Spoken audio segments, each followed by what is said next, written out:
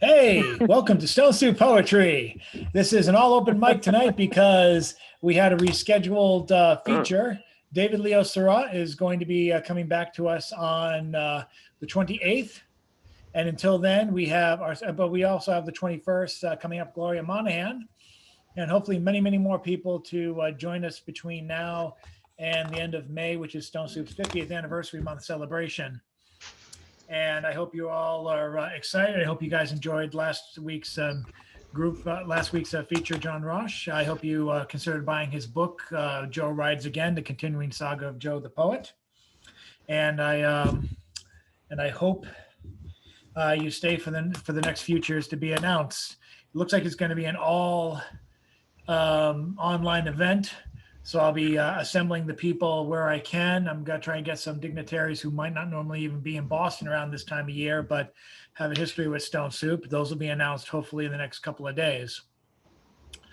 But for now, we're going to get to our first person opening the open mic. I didn't have him down as number one, but I decided to put him down as 0.5 because I already put in the number one slot.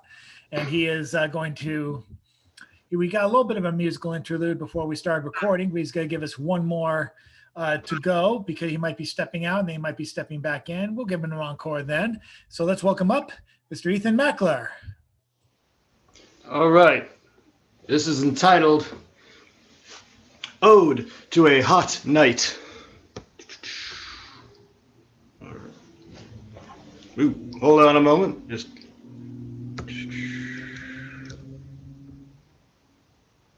all right.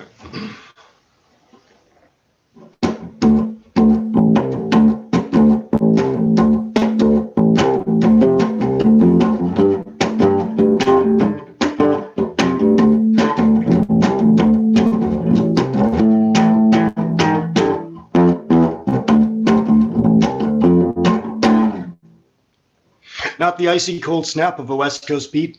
The rock and roll radiator sizzled your seat. Out on the floor, they were cutting a rug, like the crash course ravers with the Bolanic bug.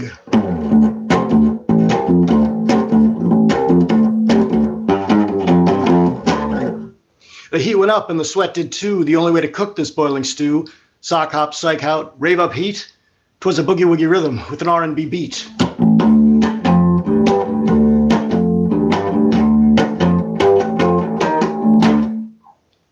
'60 to '80, the temperature rose, a melody of movement, a twinkling of toes.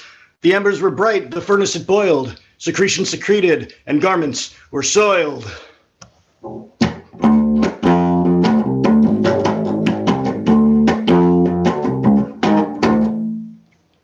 Backbeat, downbeat on the one, don't let up until it's done. The fire, the flame, whatever you call it, the dampened hair, the scent of the armpit. Pulsating rises the mercury too, a midsummer night's taming of the shrew. Plastic, bombastic, elastic, gymnastic. Tripping the burning light. Fantastic.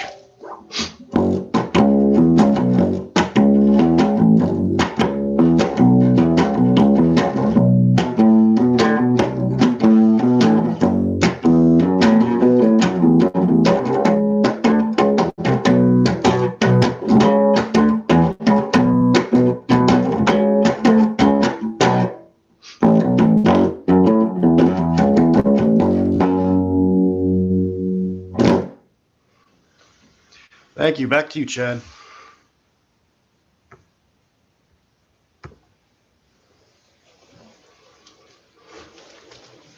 Thank you very much, Ethan. And let's see who we have next to keep this open mic going. We got one or two new voices tonight, so I'm looking forward to hearing them.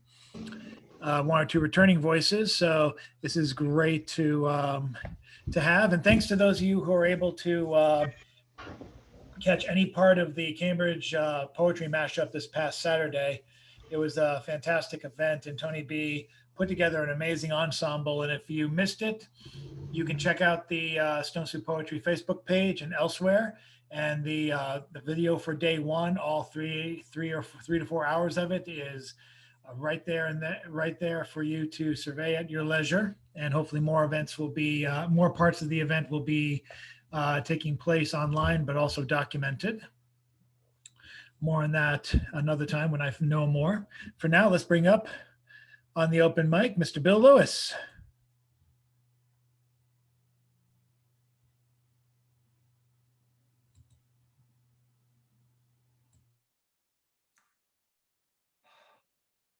what a pleasure to be here with all of my favorite people. I mean, I was just thinking of this wonderful letter, little note card I recently received with, who is that hand drawn? You recognize that beautiful, gorgeous creature? Oh my goodness, because you know I worked there. I actually worked for the man. Who's the leader of the club that's made for you and me? MICKEYMOUSE. Hey there, hi there, ho there. You're as happy as can be. MICKEYMOUSE. Mickey Mouse. Mickey Mouse.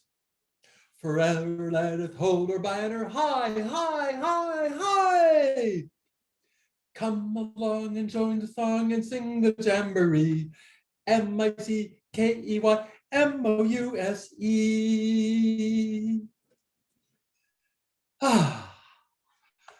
I wanted to give a flavor to my favorite Mickey Mouse admirer and fellow lover of the mouse. So Carol, that was an honor of you. And thinking of good times, oh my goodness gracious, there's nothing better in the world than thinking about the good times as Mickey Mouse and all the people who are doing cool stuff. And I like cool stuff and I like happy people and kids and oh my goodness gracious. I got a message from one of my kids' mothers today and she was just saying, oh, my daughter Isabella, she really likes the way you're doing it. Your presentation style is so exciting. It keeps her motivated and all this stuff. And like, oh my God, I am worthwhile. So I get carried away and jump up and down. But I should like to now, I have a friend by the name of Doug Hofstadter, and I studied computer science with him.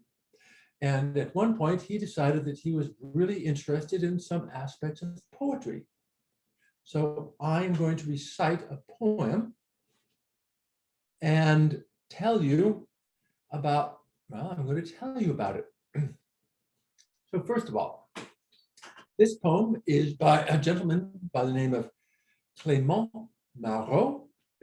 It was written in approximately 1510 or 1520. So it's pretty old. The poem is 28 lines long, 3 syllables per line. The stress falls on its final syllable for each line. The rhyming couplets are A, B, B, C, C, etc.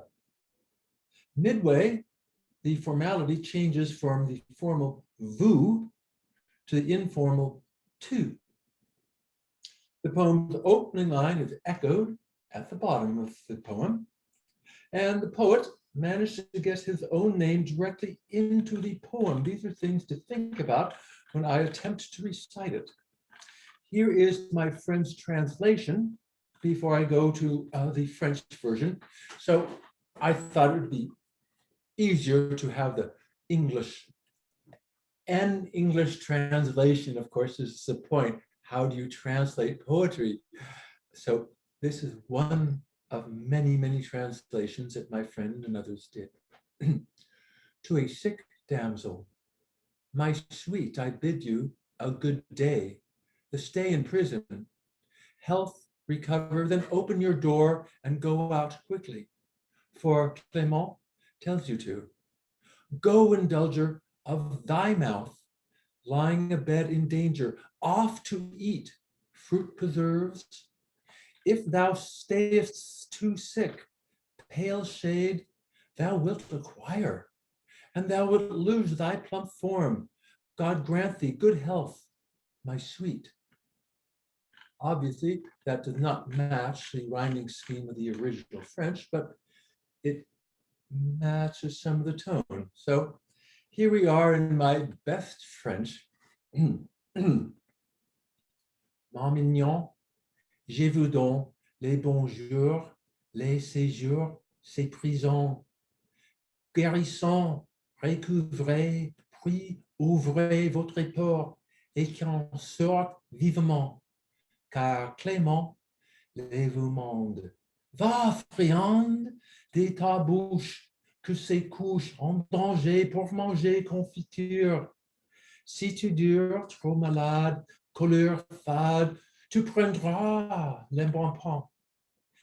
Dieu tes dons, santé bon, mon mignon.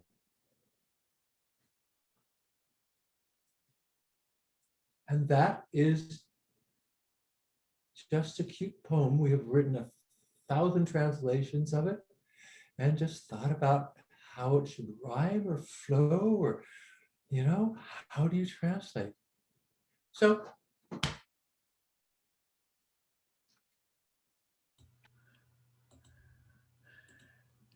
Thank you very much, Bill. Let's see where we are now. Ah, yes, we introduced one of our first phone guests. This is a poet who's been with us from the beginning of our online journey. And we're glad to have her now. Let's welcome up Carol Weston. And it looks like I just have to help unmute her. Yay, Carol. There we go. You're unmuted, Carol. Oh, hi. Hello. Okay. This is prose. It was my privilege to work at Pilgrim State, the largest mental hospital in the world, 15,000 patients, and it had its own train station. I was 25. The title is, I Feel a Scream Coming On. After working 3 years at the hospital, I am in charge of the patient poetry program for the recreation department. But the head of my department, the occupational therapy, says I may run the patient poetry program, but not during work hours. So I go by night through the wards in my orange flowered dress. Everyone thinks I am a patient. I am looking for patients who write poetry to take part in the poetry program. I find Mansfield, who has all her poetry in a suitcase, all turned down by Poetry Magazine, she says. I can identify with that. She says, you are better than my therapist. Her therapist is assistant head of the hospital of 15,000 patients. I go for my paycheck. Miss Clark says that my uniform is dirty. I feel a scream coming on and rush away from the 40 gray uniformed occupational therapists waiting to get their paychecks. At the staff house where I live, I come into the dining room to tell the head of recreation that I have to resign from directing the poetry program. Placid with her collie at her side, she says, I cannot give out now. I feel the scream coming on in front of 50 psychiatrists eating their dinner. I push the elevator button. My scream comes out on the 3rd floor of the staff house and echoes down the marble halls. A door opens. Little Dr. Overshevsky from Czechoslovakia, who sculpted my head at the art center, gives me whiskey. Join the North Shore of Long Island Poetry Association, she kindly suggests. The next day, after 3 years' work at Pilgrim State Hospital, I leave forever. My friend in the recreation department tells me that Mansfield, with the suitcase of poems, just took her life. Thank you.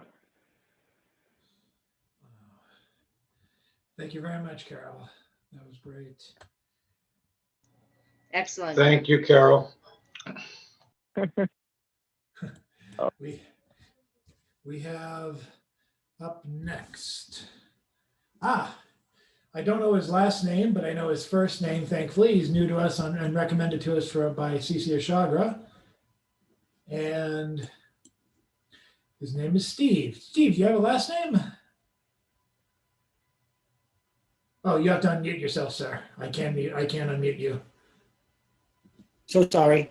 Yes, usually I have up there Steve and Marion, my friend and I sing on the open mics for the Buttonwood Tree where I met CC Arshagra.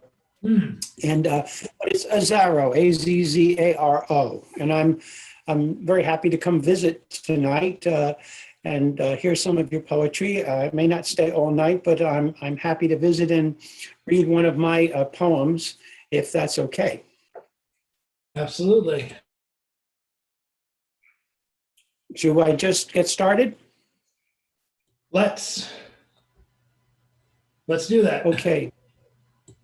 So I'm not so sure why I put this, well, I know why I put this together. It was to celebrate the opening of CC Arshagra's as hosted by the Buttonwood Tree, the Human Room Open Voice. And I thought I wanted to do something special for this grand opening of this adventure that CC is creating. So I wrote this with that in mind. And thank you for listening. The woodpecker's tongue, the crocodile's jaw, and the voice. The woodpecker. Woodpecker is prophetically waggling once more his tongue at me. And don't you know, as usual, he's as loud yet cautious as he can be. I whistle and back at his remarks, and he snaps his head around. Then jackhammers a rhythmic, rapid fire of resonant tree thud sounds. There is a wonderful sophistication in this expression of simplicity. What a noble pleasure if I could understand him and he comprehend me. But his song pattern and mine have no meaning for either one of us, it seems. Simple sense locked away in the laws of nature, only imagined in our dreams. Ah, yes, I also wonder if that creature has woodpecker dreams. Are they of wood chopping or another friend's mischievous schemes? Well, I try to connect again and aim some words at him and try to say a comment, a brief question, an exclamation, but he quickly darts away. Oh, if we only had the wisdom to understand the woodpecker's tongue, maybe we would have the special secret of life and stay forever young. The crocodile, the ancient wise voice of the reptile crocodile with his all-powerful jaw, one of Mother Nature's most formidable, fearless creatures that ever I saw. Well, he utters an authoritative message with his deep, cavernous expression, and those growls absolutely demand and insist on your immediate attention. I tremble with that nerve-rattling monster Harley motorcycle rumble and fearfully have to frantically flee, not wishing to fumble or stumble.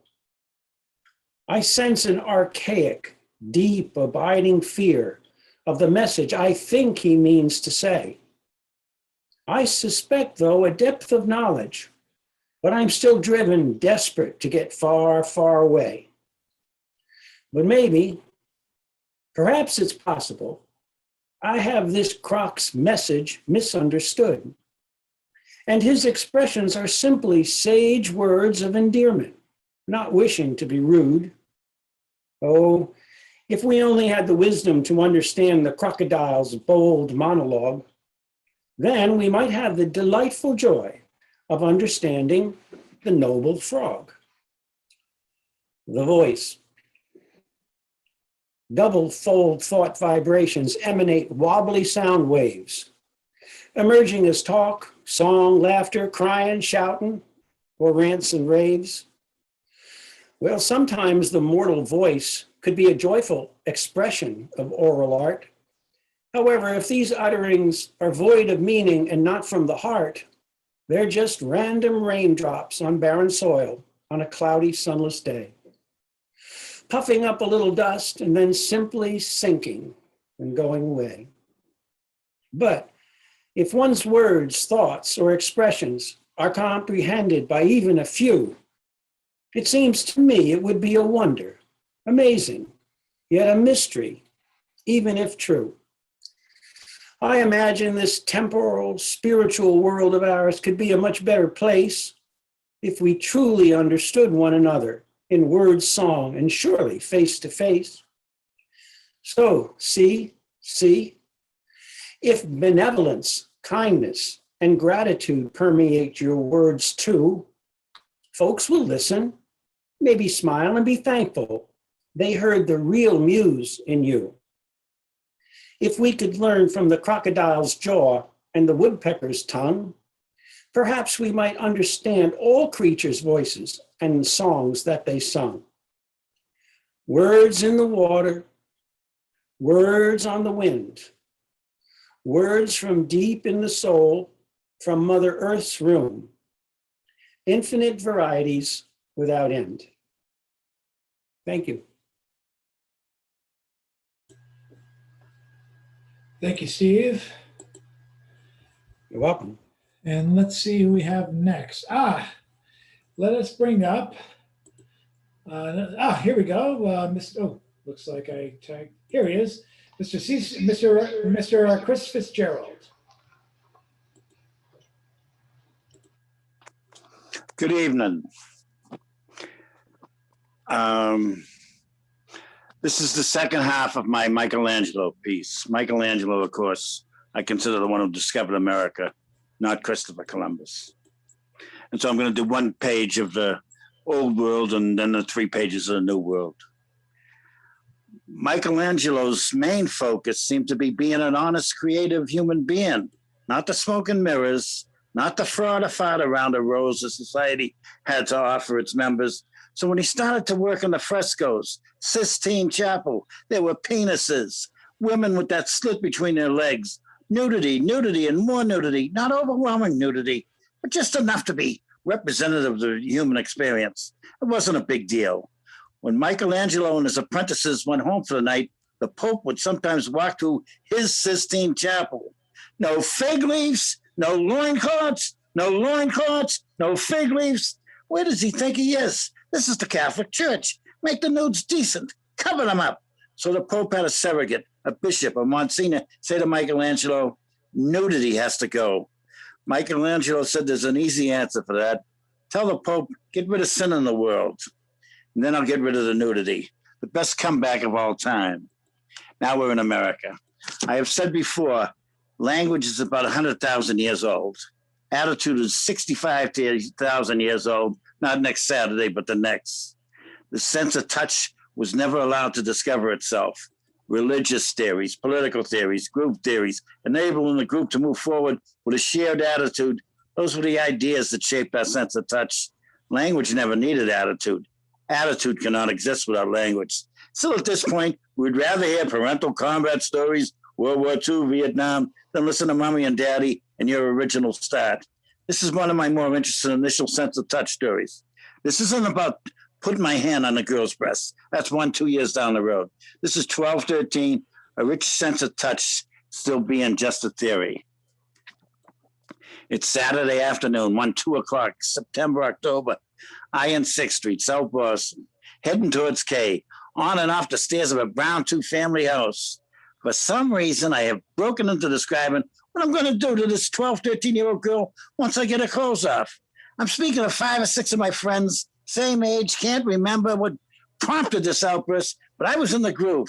First off, I'll make sure to hang up her clothes neatly. I don't want a 12, 13-year-old girl going around badmouthing me. Oh, I had a great time with him, but I ended up with 2 wrinkled shirt sleeves. I won't see him again. I couldn't take that. Then I described how I was going to handle that body of hers. Never got pornographic. It was just playing off the great sense of being young and alive at the time. Her shoulders, her breasts, her thighs. 3-4 minutes in, 4 or 5 12-year-old girls explode out of that brown house's hallway in hysterics. I guess they were coming out when they heard this nut speaking. They kept quiet as long as was humanly possible. They had never heard someone speak like that before. They were laughing. My friends were laughing at me. They were neighborhood girls. I knew them all. I didn't apologize, didn't walk home. No one knew how to act, so you didn't. Just for yourself. The biggest laugher, my friends thought I liked her. The biggest laugher, her friends thought she liked me. So for the next year or two, whenever my friends who were there saw Lily walking by the corner on a shared space, they would yell, Chris, it's Lily, Lily. Lily wants to know, is there anything new you want to do to that richly rewarding, nubile, supple body of hers, or is it same old, same old? My friends and I had a genius for criticism. When you stick a knife in someone's back, you twist it just enough to avoid a fatal wound. So that when it heals in 2 or 3 weeks, you can do it again. Thank you.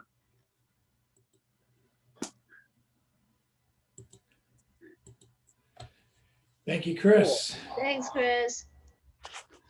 Let's see who we have next. Oh, Colleen, would you like to go now? Okay, I'll try. So hopefully it sounds okay. It sounds great so far. Okay. Let me find it. Okay. Dreams and death. Mosquitoes kiss me on the lips. I taste where you have needed me. Open like a clam, you love only the meat. In the dilapidated room, the crooner sings, the stinger pierces all of us, as the piano plays. What I need is the acknowledgement of pain. I would give my fins for a whiff of your technicolor dream, but then the docile horse breaks free, wanting to pierce the sun. There is screaming in this beautiful blood. Resurrection is not the end. In dreams, what dies can die again. In this life, you said, the only answer is, then never spoke another word. Thank you.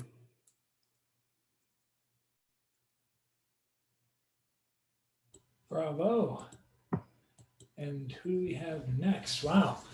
Let's keep on going. I haven't officially announced a second round robin, but if anyone wants to go a second time, just let me know in the comments if you can.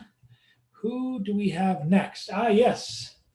We have Miss Nancy Dodson, who can hopefully unmute herself by pressing *6.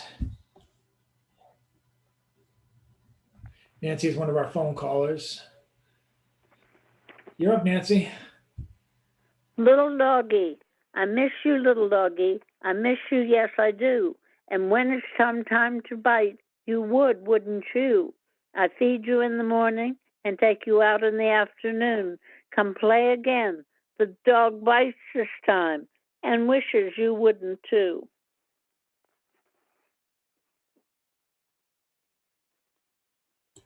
Thank you, Nancy. And I'm going to see who we have next. Yes. Part of the husband-wife team that comes every week here at Stone Soup, or nearly every week. We have Miss Jan Rowe. Hi, Jan. Thank you. One of my favorite cartoon characters is Foghorn Leghorn. And the little one with Chicken Hawk. Chicken Hawk reminds me of peas coming up and living in Southwest PA and Eastern Shore, Maryland, Delaware. Their growing season is ahead of ours. But anyway, Foghorn Leghorn, Chicken Hawk peas. Which brings me to Robert Frost putting in the seed. You come to fetch me from my work tonight when supper's on the table. And we'll see if I can leave off bearing the white soft petals fallen from the apple tree. Soft petals, yes, but not so barren quite, mingled with these smooth beans and wrinkled peas. And go along with you before you lose sight of what you came here for and become like me. Slave to a springtime passion for the earth. How love burns through the putting in the seed, on through the watching for that early birth, when just as the soil tarnishes with weed, The sturdy seedling with arched body comes shouldering its way and shedding the earth's crumbs. Thank you, Robert Frost. Thank you, Jan. Who do we have next? Who do we have next? Yes, we have Mr. The Buttonwood Poetry guy. The guy who's going to let us know a little bit about that venue. And he's got a nice new logo behind him too. Let's welcome up CC Ashagra. Hello and thank you, everyone. Yeah, so the Buttonwood Tree is the very first location on Earth to launch a hybrid of the open microphone system. It's basically a life work project. I'm putting it together, and when it's all up and running, it's going to be given to the world. It is designed to hopefully be self-contained. It's organic. It's quite a project, and it's called the Human Room Open Voice. And so it will someday, hopefully, be in the hands of all humans who join and agree to what I'm creating, called the Principles of Involvement. And right now there are things called the Beginning Principles of Involvement. And I'll put a thing in the link, and it's growing. How to get involved and blah, blah, blah is building. So over the next month, but Mother's Day, May 9th, I hope people show up for that one. That's gonna, it's not just an open mic, it's an open mic. Plus, it is an open mic for nonprofits, community organizations, and groups. And what I'm working on now is how it is an open mic for individuals to speak freely. But it's all contained within this structure called Principles of Involvement. And that's enough for now. I don't want to sound like I'm selling it or in advertising. This is going to be something that's for everyone. And I am making it to give it away. There's not a profit involved in this at all. I like to say there are paradigms to come. So enough of that. Manuscripts I've been popping together over the last 2 years. This is a piece from one of them. I'll do a bunch of little ones and be on my way here. But Steve, thank you for showing up. And Steve plays guitar. If you want to welcome to stay and do a song, he's primarily a folk singer. But I recently found out when he picks up the pen and writes, he has no idea that there's a poet in there somewhere. So thank you for showing up, Steve. Thank you, CC. My lasting voice will be the silence of my body. So let be the art I become. The leave is my body of work. For now, there is no CC Arshagra living. To create time was.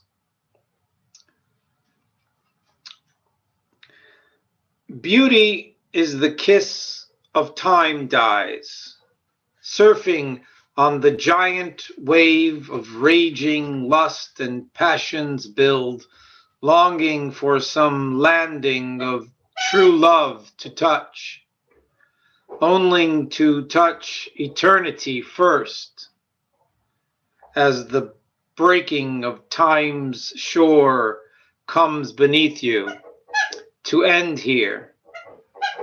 And that's, I'm dog sitting and house sitting. That's Benji's decided to suddenly bite on a squeaky toy, which he hasn't done all day, which is interesting. From another manuscript, this one's called The Story of God. But the word story is big. Gotta get that. How fire may be ever in search of a flame, and still, even at the end of all life burned itself out, be still in the dark about its only insight. And I'll just wrap it up with this other little one.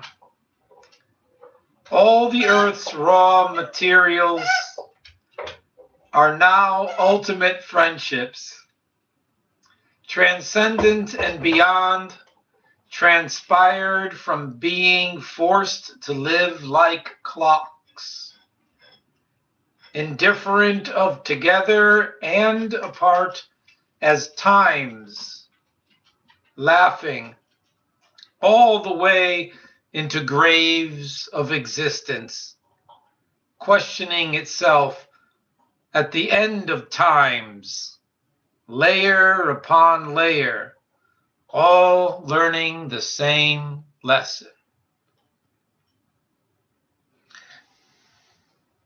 I like that one. I asked some people, can you see something? And I was hoping for the answer, and somebody said the Grand Canyon, and that's the image I was trying to paint in the background. So maybe I shouldn't have given that away, but I rarely write a poem that comes out as a personal favorite. I think that's going to be one over time. Thank you again, and thank you everyone for being here. Thank you, CC. And now we close out this open mic, or at least this first part. I don't know if no one specifically said they want a second part, but at least we'll. Okay, CC's raised his hand. Hopefully Steve will, or hopefully other people will. But I'll ask around. I know Bill's probably good for one more, as is always James and the gang. But before we do that, let's go to the person who is our signature closer. Let's go to the man whose column It's All One Thing. His poem column airs, or his debuts at oddballmagazine.com every Thursday morning at 11 in the morning. And a lot more stuff is being added to Oddball Daily and more features. Check it out. Published 5 days a week at oddballmagazine.com. Let's welcome up Mr. James Van Looy.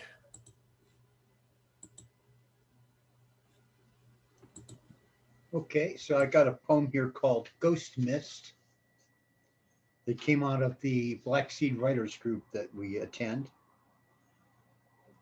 Ghost Mist. Early in the morning, in my tiny pram on the Saginaw River, I would see them moving with the fog. In complete silence, they were the people of the lakes. Hurons who slid through without a ripple and upriver went south on the Saginaw Trail, just the way we went down to Detroit on the old Dixie Highway that followed his path. Then, when I finally got down to Virginia, again, early in the morning, we went out with Mom's cousin's boys to raise a pole barn by the Bull Run Creek. And when they told me to watch out for the copperheads when I wanted to go down by the water, I knew someone was there just behind the screen of brush on the bank, looking out, watching over me. Later, much later, on the Civil War battlefield once owned by Mother's ancestors, the rain fell in steady hiss, and I saw the deer back in the woods and tried to get my granddaughter to see them too, but could not direct her gaze to what I saw until we came out in the clearing, where was the rock fence cemetery and the deer that awaited us.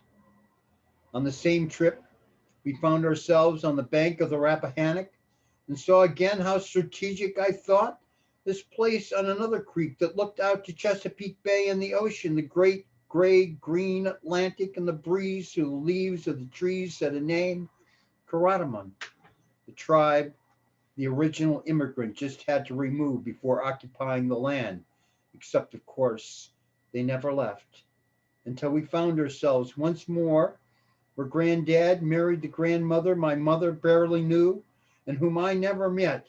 Yet there was her grave, sure enough, almost beside the lake, Lake Canandaigua, where on a misty morn, the moment of creation, emerged a tribe, the Seneca of the Iroquois Confederacy Nation.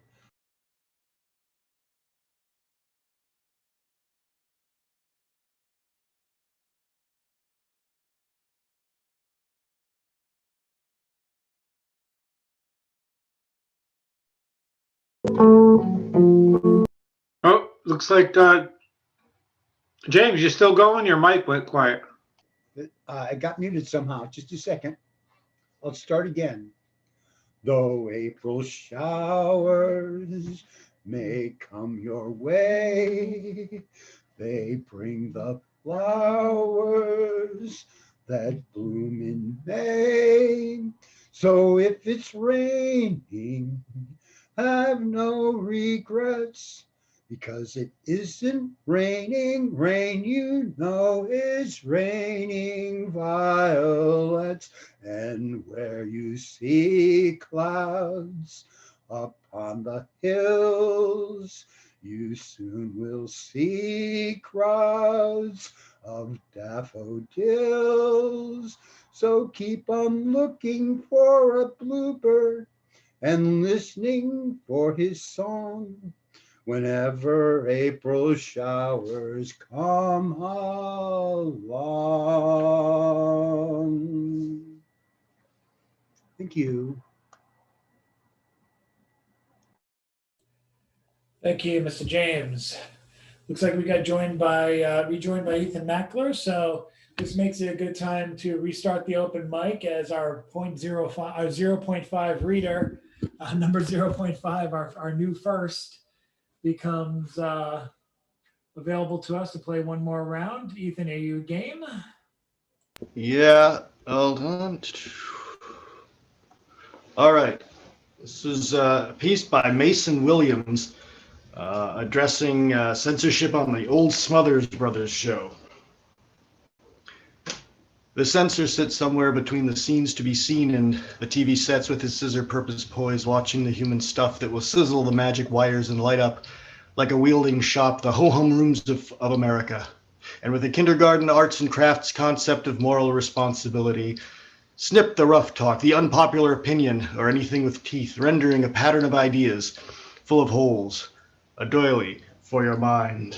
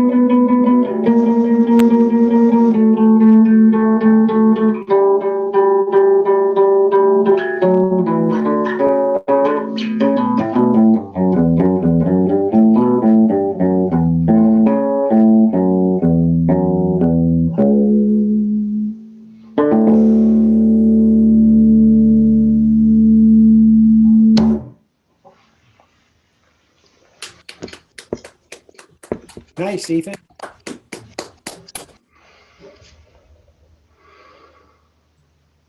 Thank you, Ethan.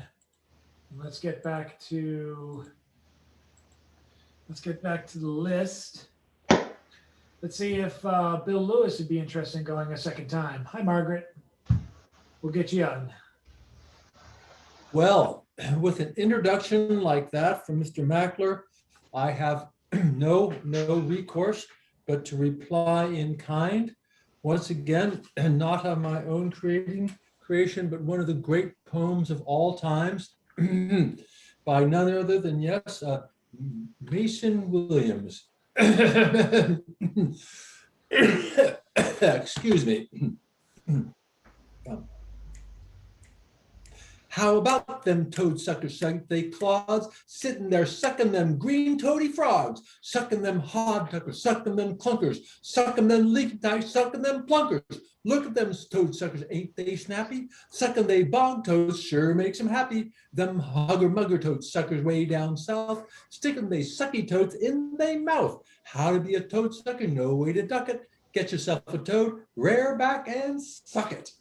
Mason Williams, Toad Suckers, 1983.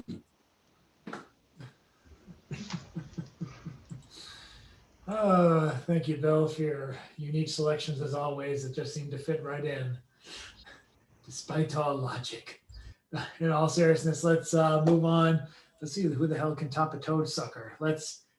Okay, that doesn't sound right just any way I say it in my voice, but let's see who can top. Let's see who can top this. I'm just gonna throw the ball over to the one person who I know can run with anything.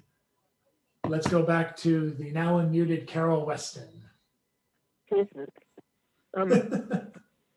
Oh, yeah.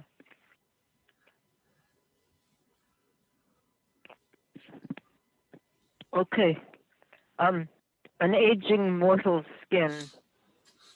It's strange to live inside an aging mortal skin. I am arthritic.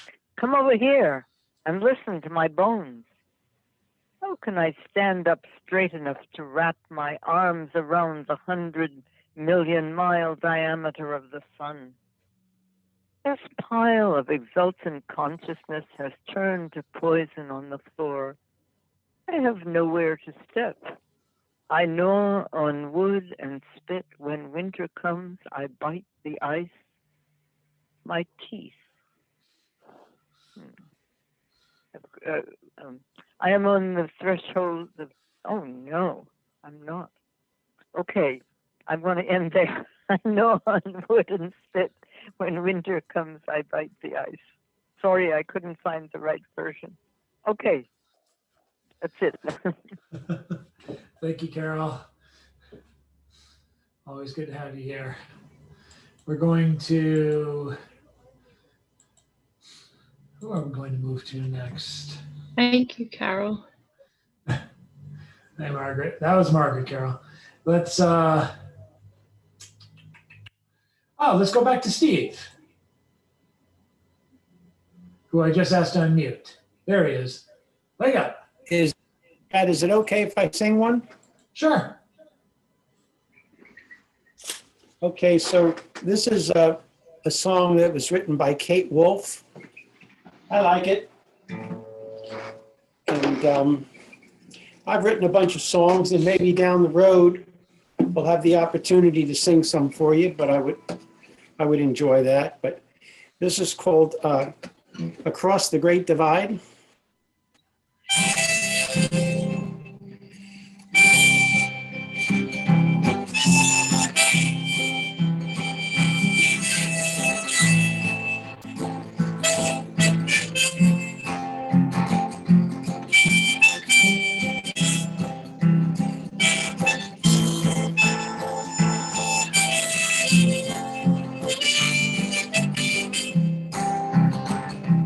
I've been walking in my sleep,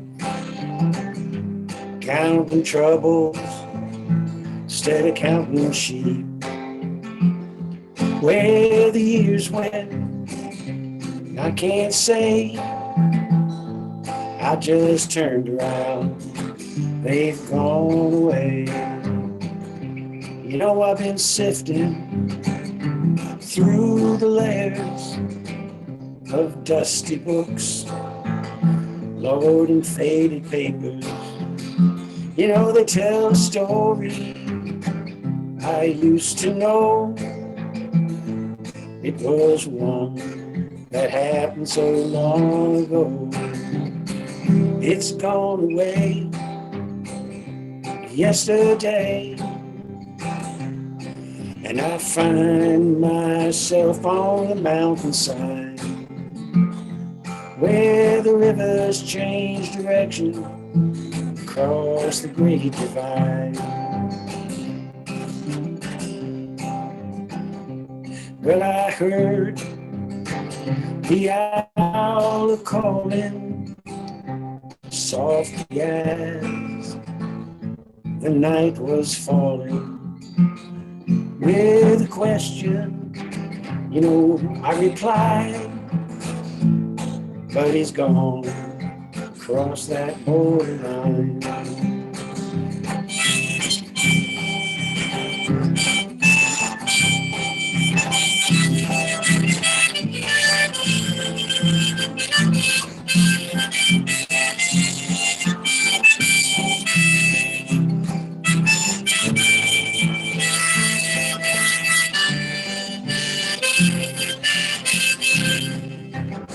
It's gone away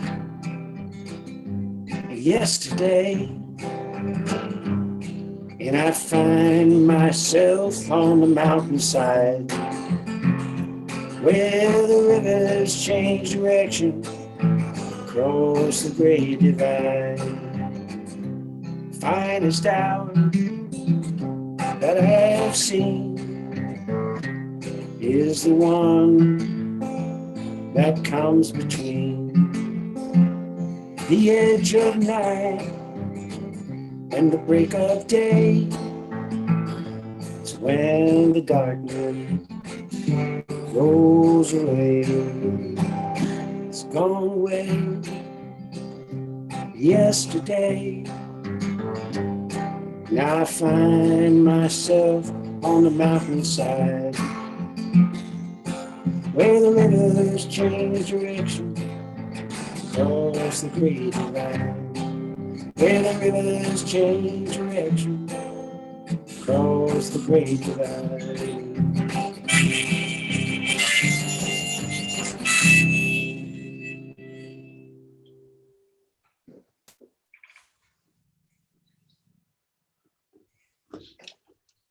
Thank you, Thank Steve. you. Thank you, guys. Much appreciated, Steve. Looks like we You're have a most couple more welcome. we have a bunch of people joining the open mic. But before we introduce them, we have a couple other people who I want to see if they want to rejoin in for the second half of the open mic. Colleen, would you be interested? I'm gonna skip. Okay. Okay, back to the shadows with you. Let's see. Who do we have on the list? Chris, would you be willing to go again? Sure.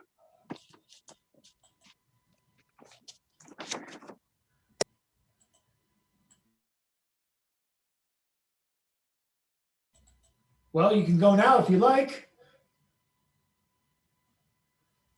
You just seem to mute yourself again. Oh, there you go. Okay. All right, this is something I haven't read in about 30 years. But I'm going to read it the way I first wrote it. I wrote a poem, short intro, short poem. I wrote a poem 5 years ago, and just like the other poems I have written over the years, there wasn't any financial reward in mind when I wrote the piece. But as many of you are aware, early this summer, two groups toiling in the same field that I worked long and hard in reached an agreement. It seems the dollar value of the pie is $368.5 billion. Needless to say, I got my hand out. The agreement is between the tobacco companies and 30 or so state governments. Mike Royko, late columnist for the Chicago Sun-Times, wrote a biography of the former mayor of Chicago, Richard Daley. Boss is its title. He portrayed at a certain point in the Daily Machine history, late 50s, early 60s, the power brokers began to reward the supporters with contracts and jobs on such a grand scale that it seemed to some that the motto of Chicago should have been changed from Herbs and Horto, which is city in a garden, to Ubi Yes Maya, where's mine? If you only fulfill your civic obligations one time this year, the obligations consist of voting, glad-handing or politicking for a candidate at a polling booth on election day, or writing a letter to a congressman or senator on election day. If you only participate in one of these activities, I'm ashamed of you. But regardless of the shame, how deep it probably runs, let it be a letter to a representative that says, tobacco, where's his? Or in Latin, ubi sua, tobacco, where's his? I'm not looking for anything other than a tiny piece of the pie, not 1% of the pie, A 1,000th of 1%, 12 million, one-time payment, not those 20 annual payments that the big shots like to dole out to lottery winners and the like, that creative and non-creative persons alike find shabby and offensive. Tobacco, where it says, to give the devil his due, one may argue that the other two sides are dealing with the life or death issue, while my primary concern is promoting a vital language. A vital language is what our lives is built on. In my 9th and 10th years on this planet, there was this group of boys, my friends, with whom I shared many joint creative efforts vis-a-vis the language I am speaking now. Whenever any member of the group farted, in order to protect himself from getting hit left and right and left, the perpetrator of this most unfriendly action had to recite the names of 7 cigarette brands. These 7 offered full protection from the anti-fart fanatics who inhabited my section of the world at the time. I, who didn't fart publicly or privately for that matter, still had my 7 in case of a tough-to-explain noise coming from my direction. My 7 were Winston, Marlboro, Coos, Oasis, Salem, Spring, Duke. Winston, Marlboro, Coos, Oasis, Salem, Spring, Duke. Even today, you see me on a crowded elevator, hear me muttering under my breath, Winston, Mom, if one of your other senses hasn't already kicked in, making the hearing sense superfluous as a situation understanding vehicle, move away a bit. The past still can haunt. These 7 had an authority just as valid as the divine right of kings. Nay, democracy itself. Authority always rests with the governed. So this poem is entitled Winston, Marlboro, Coos, Oasis, Salem, Spring, Duke. Thank you. Thank you, Chris. And who do we have next if they so choose to go? Oh, Nancy, do you have one more in you? If so, just press *6 to unmute. There you go. I want to do a cadence edict. O wild animal, do not bite me. Keep my flesh from your teeth. So be blessed with your solitude, the unquenched thirst for the water of my soul. Tiger, do not eat me, for you will do it again and again. Once you have eaten me, you will long for my flesh. Come and be pacifist animal and take your rest. Yes, go away from me and be blessed. I love the animal that rests.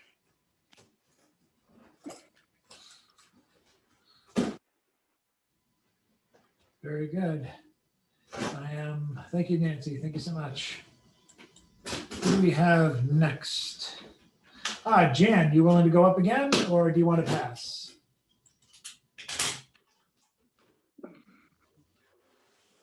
No, she hasn't got anything else. Okay, I'll just pass her and move on to, I think CC said early on that he wanted to go a second round.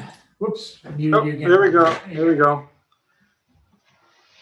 Okay. Probably the strangest poetry I've ever written is a new project called How to Write a Poem. And I don't think I've ever written anything like this before. This is the beginning of that. I don't think it's fair to read just one. I think you have to kind of like read the first few. And if I could do it under 3-4 minutes, is that cool enough for you guys? All right. The first one is literally called How to Write a Poem. The problem with teaching anyone about writing poetry are the words. When the meaning of meaning is selfish and not giving. When receiving is really all about taking. To make you the poet who became your being matters more importantly than the trivial matters like the words in the poem.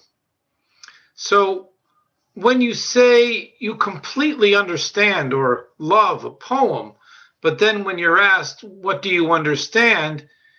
You are limited to lifting or lowering one thumb. Because you're a poet too. No need to voice what your mind sees or saw of any other's poems. when it is simply common knowledge. Words are the very essence and foundation of the problem that arrives when it comes to teaching poetry. And the next one is called lesson number 1. The first thing I am going to teach you is there is no thing as I am a thing called me, and I am over you. Class dismissed. But before you go, know this. I am saying goodbye to you all right now. And now I am dead. I just died. My heart has stopped. I am lifeless, on the floor, and no longer breathing. You remain alive and uninjured by this. Time of death? Stop. See any clock. Go on now. Time is wasting. You are here now. Go. Be a poet. I did. Lesson number 2. The first 2 words, oh, this swears. I'm going to go. Is that okay? The first 2 words you must come to learn before you seriously consider dedicating your life to words, and in this case to writing poetry, are fuck you. Now I am going to write these 2 words in all capital letters, bold and in front of your aspiring naked faces, just to hopefully make you feel a bit nauseous. Now I am going to ask you to place before you a single piece of paper and a pen, black dripping wet with ink. And every speck of ink that lands on this paper remains. And now, without using either of these 2 words, write exactly what they mean to you, as if you were the only one left alive to read them forever. Lesson number 3. And now for the good news about lesson number 3. You are not done with lesson number 1 or 2. You are going to die. Nothing matters. No thing exists. And as far as the fuck you words you did not write go, they will never abandon the fact that you will. Fuck you over and over and over, and you may come to survive all of them simply by remembering lesson number 1. Thank you. No idea, but when I first started sharing those, I couldn't read them without laughing. And they're terrible. They're almost mean. So I don't know. Anybody want to comment on that? I'll take it. Thank you. Thanks for sharing, CC. And we have a second time around. We have some new additions that we're going to end the open mic with, including 2 people. Looks like 2 people that just came on the same call. But before we go to that, those individual or those individuals, we're going to go to someone's been with us since just before the first half of the round robin ended. Let's go to Margaret Nairn. Listen. Thank you, Chad. Thanks for letting us all in to join you. Okay, so this came from the space that I feel like we've gotten into, and I titled it Holy Kiss. His space lends serenity. When we're at rest from each other's faces, light gently laps at us and causes pause. Why need we thrash and gnash our way when openness creates all options anyway? Destruction alights, shaking open its pursed lips, parting connection, teasing out each fetid cell and clenched fist, each tight hand and thoughtless tryst. We have time now. No, there is a time to heal and time to heal and grow. That time to hush, to breathe that we had missed, to grow. Is it possible that we might, under you, allow our eyes to gather all that which, in hastening to rush, we put aside, then just dismissed? Thanks. Thank you, Margaret. And now it's so glad to have her back with us. The woman who we all call, or at least she calls herself ES. She has many identities, but online we call her ES for simplicity. Hopefully, I think she's got a couple of poems for us today, so let's hear them. Welcome back, Okay. ES. Thank you. Sure. Just wrote this. It's called Flow. The more I love a poem I write, wherever they come from, the more likely I am to lose it, to loose it, throw it into the digital void, deleted, or litter it on scraps of paper in bins or on benches. Sometimes I have tied the precious ones to trees and fences, hoping that maybe the rain will read them into oblivion, or some confused stranger will accidentally see it, out of the corner of their eye, peripheral and forgotten, and wonder why the day seems that much more curious. After all, the world is full of stealth poetry. How else could clouds seem logical, or a dusky sunset seem like a regular thing? I am fine with being as unnamed and mysterious as the floating sparkles in the light and dust, something cosmic but never clearly held, a mundane but singular part of the eternity and etany that is it all. Sorry, a mundane and singular part of the entirety that is all. Yeah. Thank you, ES. She always blows the roof off, and she always has to preface it with, "I just wrote this 5 seconds ago." Well, I did. On a dinner receipt. I didn't even eat a lot of dinner. Can we know, can we know who you are? ES beside you, or is that how you, does the world know you by poetry? Oh, okay. That's the equivalent of her domino mask to protect her identity from the guilty from coming after her, which I can understand. Up next, we have looks to be a Mr. Joe Kidd. It looks to be a Joe Kidd and Sheila Burke, though I only see Mr. Kidd available at this time. So, Joe, would you That's like to correct. read? That's right. I have one to read here. It's my first time to join you all, and it's a good thing. I've been listening since you started.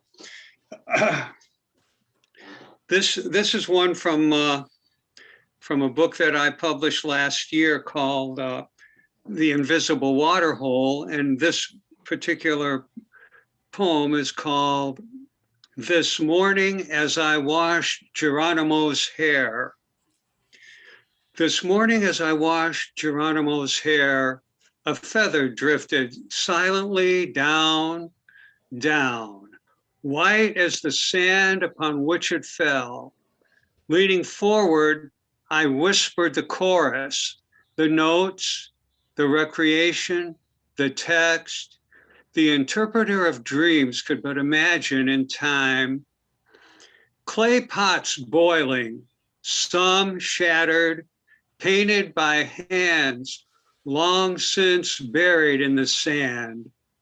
In time, hands that fought valiantly, desperately, unceasingly, now broken and scarred, a heavy price paid to carry upon the back of the wild and growling beast, a rope, a bandana, an exit wound. Stillness, please. a new world is born. Even now, at this moment, a stain refuses to disappear. Resistance, cures, choices, futures, boiling in pots, fish in the riverbeds, brains in heads can understand. Wax drips, fingers print with the chalk of bones, testaments, cups of fire overflow. Colorless forms respond in unison, devouring the soft tissue below, alive, here, now, where all things end.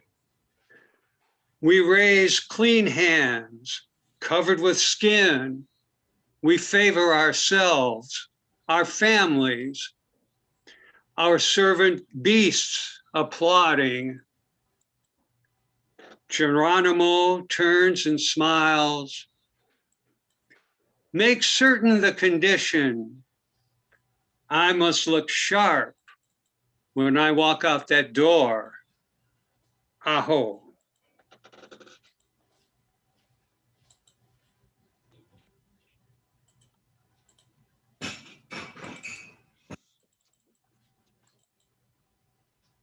Thank you so much, Joe. Very glad you finally decided to join us. I've noticed your likes on our videos a couple of times. So yeah, definitely welcome aboard, and I hope you keep on coming back. We have a lot coming up in the next couple of weeks.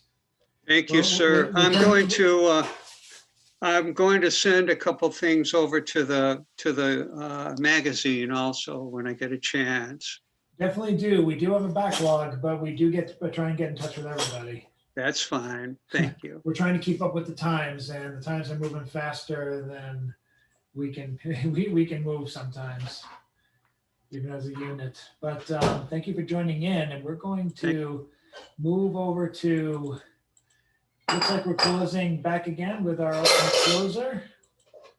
Again, for those of you who are just joining in, Oddball Magazine is looking for new pieces. We're definitely looking for pieces that react to the events that have been happening the last, especially the last few weeks, or even the last few months, the last 4 years. We're looking for more of that. Of course, now that Trump's no longer in office, a lot of people have kind of exhaled and taken a break and are saying they're not going to wake up until they can walk out without a mask again.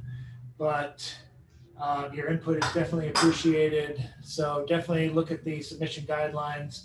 And also, I'm hoping to have some kind of reflection on Jack Powers on Oddball. So if anyone has any new pieces to share, definitely try and shoot for them for a May due date. I'm going to try and get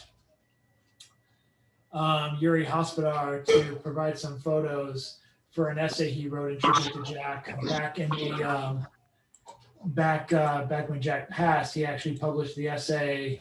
We actually published the essay on the Stone Soup website. I'd love to reprint it with new material. But if anyone has any photos, any Jack Power verses that are new and not the ones that we posted on Spoonful and elsewhere, definitely send them my way too. You can send them to me personally, and I'll try and fit them in as best I can for the 50th anniversary of the long-running poetry series. But enough of me. And whoops, I don't know what the hell's going on over there, but okay. Having re-muted the Fitzgerald, let's go now to Mr. James Van Looy. Thanks, Chad. So I have a poem here called Another Tick. Another tick. Another tick found its way through my multi-layers, and I did not discover it burrowing into me before it had made a nest deep in my side. I had not suspected they would be so plentiful this early in the year. Global warming flashed like my blinking TV across my suddenly overloaded brain. As I scraped my way down to the tiny mite, seized it by its hind corner rear end, which after a careful tug-of-war popped free. A black body dead in my hand, so tiny, so limp, If I hadn't felt so threatened, I would have felt sorry for this amazing creature that had so faultlessly tracked its way across my body and implanted itself so deep under my protective layers, all without my being able to find it. Despite all my vigilant checks and scratching about my itchy, restless body, damn the suburbs, I thought. I never had this problem when I stayed in the innermost city, but then I remember how I tucked my pants into my socks when I mowed the lawn out on the farm down in Lower Slower, Delaware, and would pick the ticks off my pants afterwards. That was at the beginning of Lyme disease epidemic, and now they have finally gotten under my skin on my twice weekly visits to my grandkids out there, where for decades I never went, the suburbs, which I so assiduously avoided all those years. In the current age crisis I watched develop in ever closer detail through those decadent decades, growing is now upon us, and the ticks, those powerful, proboscis-nosed little bloodsuckers, have, despite all my care, found their way under my skin, right down to my light blood.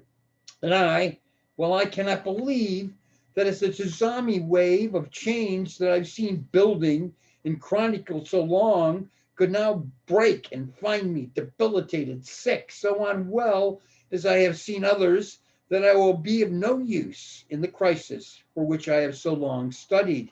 Oh, just like a careful tick, so stealthily seeing the exact site from which to gain the energy to try to carry on the life cycle.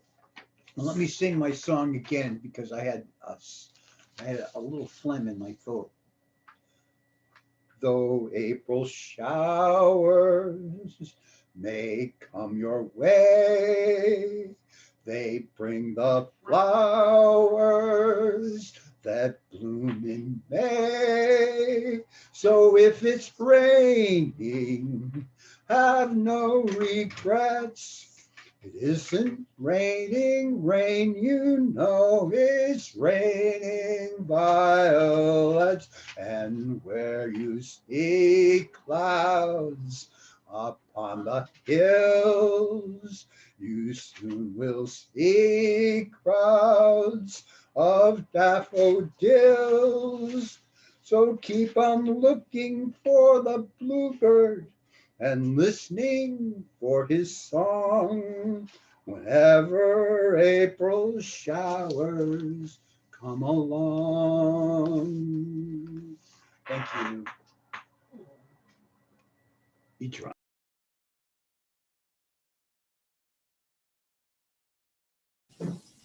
Very wonderful. Thank you, James. And it is with that, we'll conclude tonight's open mic. I urge everyone who can to get on the video so we can do a little wave goodbye in anticipation for not just the video coming up tomorrow, but for next week as we welcome Gloria Monahan, a longtime friend of Stone Soup. Let's do the wave. This makes sense, trust me. ES doesn't I'm wave. waving. ES, I know. ES doesn't film any wave because that's when she thinks that's when the soul leaves the body. It's worse than a camera. No, but seriously, yes, thank you for joining us. And thanks to everyone new who joined us. There's actually quite a few new people. And I hope this keeps on growing as we get to go to May and everyone participates. If you've never seen a Stone Soup Anniversary reading, even if you haven't seen it live, just even going by last year's 49th anniversary reading, 2020, May 1st, 2020 to be exact, it was quite a spectacle and featured a lot of people who have been, who are friends of Stone Soup and participants and hosts and features over the many, many years. Stone Soup is older than many of the people in this room, including myself, and it's going to be quite an event when we do figure out what's going to happen on Stone Soup. Stone Soup's 50th anniversary falls on the same day as Cambridge Poetry Mashup's last day. Tony B said she would do her best to wrap up with the youth group who's performing that day and join us as well. Are we going to have a feature? Is it going to be half live, half online? It's a bit inconclusive as of right now, but there's several people who I would like to feature, or at least have a socially distant feature, who have taken the vaccines, or at least the first batch of them. And so we will hopefully get an answer as to that in the days to come. So I want to thank everyone again for coming here, and we'll see you next week. Definitely come back for next Wednesday's feature with Gloria Monahan. And it's going to be an amazing feature as well for everyone who came for the first time in a long time, or the first time ever. See you next week. It can be like this every week. All we need is you. Or as another person likes to say, the show's over. We see you next time. Good night, all. Thank you so much. Enjoyed it. Good night, everyone. Good night, Good Steve. night, everyone. Say good night, Jack. Good night, everyone. Good night, soon. God bless. Thank you, guys.